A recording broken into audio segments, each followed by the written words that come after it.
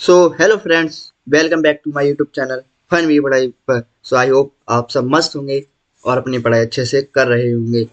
तो हम पढ़ रहे थे क्लास 10th का विज्ञान का पार्ट 2 अम्ल क्षार और लवण, जिसका है आज लेक्चर नंबर 3, जिसमें आज हम पढ़ेंगे सूचक, सूचक के प्रकार, लवण और लवण के प्रकार।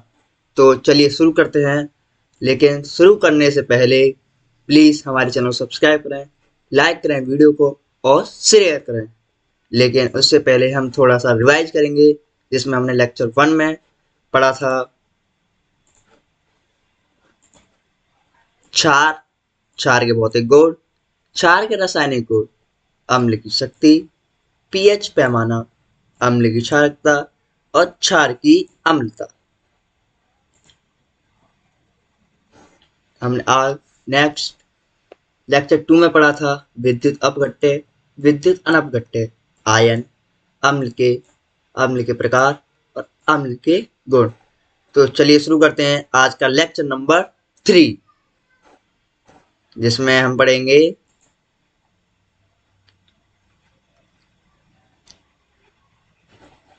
सूचक। अम्ल क्षार सूचक वे पदार्थ हैं जिनका अम्लीय विलयन में एक रंग तथा क्षारीय विलयन में दूसरा रंग होता है, अर्थात ये अम्ल और क्षार में अलग अलग रंग देते हैं। सूचक के प्रकार, सूचक दो प्रकार के होते हैं, लिटमस और संश्लेषित सूचक। तो आगे बढ़ते हैं। लिटमस, लिटमस यह अम्ल प्राकृतिक सूचक है। इसे लिचेन नामक पौधे से प्राप्त किया जाता है। इसका उदासीन अवस्था में रंग बैंगनी होता है। लिटमस की अवस्थाएं, लिटमस लिटमस पेपर ही होता है और लिटमस विलयन में भी पाया जाता है।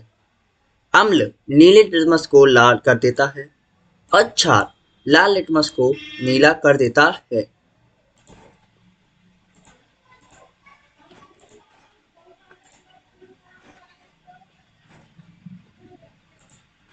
संश्लेषित सूचक यह दो प्रकार का होता है, पहला फिनोक्तिलीन और दूसरा मेथिल ऑरेंज। फिनोक्तिलीन यह दुर्बल अम्लीय सूचक है। उदासीन अवस्था में यह रंगहीन होता है। अम्लीय विलयन में यह रंगहीन होता है और क्षारीय विलयन में यह नारंगी रंग देता है। अगला है हमारा मेथिल ऑरेंज। यह दुर्बल क्षारीय सूचक है। क्षारीय सूचक का अर्थ यह नहीं है कि यह केवल क्षार को ही प्रदर्शित करेगा, यह अम्ल और क्षार दोनों को ही प्रदर्शित करेगा। उदासीन अवस्था में यह गुलाबी रंग का होता है। अम्लीय विलयन में यह लाल रंग देता है और क्षारीय विलयन में यह पीला रंग देता है। सर्वव्यापी सूचक यह कई सूचकों का मिश्रण होता है जो भिन्न भिन्न पीएच मान पर भिन्न भिन्न रंग देता है। अगला है हमारा भिन्न भिन्न मानों पर सूचक के रंग। तो चलिए कर पढ़ते हैं। पीएच मान 0 पर गहरा लाल रंग, 1 पर हल्का लाल, 2 पीएच मान पर नारंगी लाल, 3 पर हल्का नारंगी लाल, 4 पर नारंगी पीला, 5 पर पीला हरा, 6 पर हल्का हरा, 7 पर हरा, 8 पर गहरा हरा होता है और 9 पर गहरा नीला होता है और 10 पर नीला होता है, 11 पर गहरा नीला होता है, 12 पीएच मान पर बैंगनी नीला बैंगनी होता है, 13 पीएच मान पर बैंगनी होता है और 14 पर गहरा बैंगनी होता है। तो चलिए आगे बढ़ते हैं। अब हम पढ़ेंगे कुछ महत्वपूर्ण पदार्थों के पीएच मान एवं उनकी प्रकृति।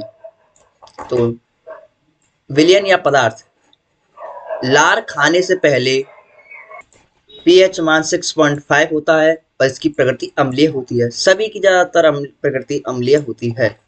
लार खाने के बाद 6.3 पीएच मान, नींबू का रस 2.4 पीएच मान, कोल्ड ड्रिंक 2.5 से 3.2 तक पीएच मान होता है। गाजर का रस 6.4 pH मान का होता है।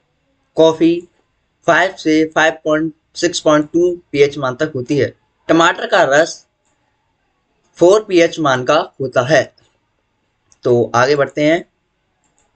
अब हम पढ़ेंगे लवण, जो कि अम्ल और क्षार की उदासीनीकरण से लवण और जल बनता है। अम्ल HCl, क्षार NaOH से लवण प्लस जल बनेगा। तो आगे पढ़ेंगे लवण के प्रकार। लवण सामान्यतः 6 प्रकार के होते हैं। पहला सामान्य लवण, दूसरा अम्लीय लवण, तीसरा क्षारीय लवण, चौथा मिश्रित लवण, पांचवा द्विक लवण और 6 संकर लवण। यूपी बोर्ड में यही सिलेबस में आते हैं। तो चलिए शुरू करते हैं। पहला सामान्य लवण। अम्ल और क्षार के पूर्ण उदासीनीकरण से बने लवण और सामान्य लवण कहते हैं। जैसे NaCl, K2SO4, CaCl2 आदि बहुत सारे होते हैं। दूसरा होता है अम्लीय लवण। अम्ल के आंशिक उदासीनीकरण से बने लवण को अम्लीय लवण कहते हैं। जैसे NaHSO4, KHSO4 आदि। आगे बढ़ते हैं। अगला है नंबर 3 क्षारीय लवण। क्षार के आंशिक उदासीनीकरण से बने लवण को क्षारीय लवण कहते हैं। जैसे CaOHCl, ZnOHCl आदि। मिश्रित लवण, ये 4 नंबर है। 2 अम्ल, 1 क्षार या 2 क्षार और 1 अम्ल के उदासीनीकरण से बने लवण को मिश्रित लवण कहते हैं। जैसे NaOH plus KOH plus H2SO4 बराबर NaKSO4 प्लस H2O आदि। आगे बढ़ते हैं। अगला है हमारा द्विक लवण, जो कि 5वां लवण है। अम्ल एक ही प्रकार के 2 सामान्य लवणों को किसी विशेष अनुपात में मिलाकर क्रिस्टलीय यानी गैस पर गर्म करने पर जो लवण प्राप्त होता है उसे द्विक लवण कहते हैं। जिसमें K2SO4, Al2SO4, 3 और 24 H2O होते हैं। आगे बढ़ते हैं। अगला है हमारा लास्ट,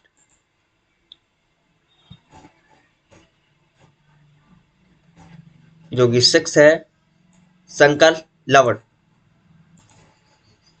अम्लीय लवण कई लवणों से के संयोग से बनते हैं।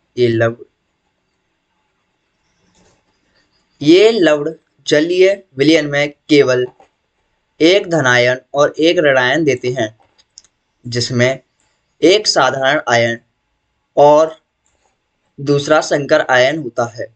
इसलिए ऐसे लवणों को संकर लवण कहते हैं।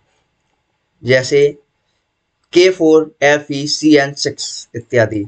तो आज के लिए इतना ही। मिलते हैं अगली क्लास में। तब तक के लिए थैंक यू। और उससे पहले हमारे चैनल को करें सब्सक्राइब और वीडियो करें लाइक और बताएं आज की क्लास कैसी लगी, करें कमेंट प्लीज़। धन्यवाद।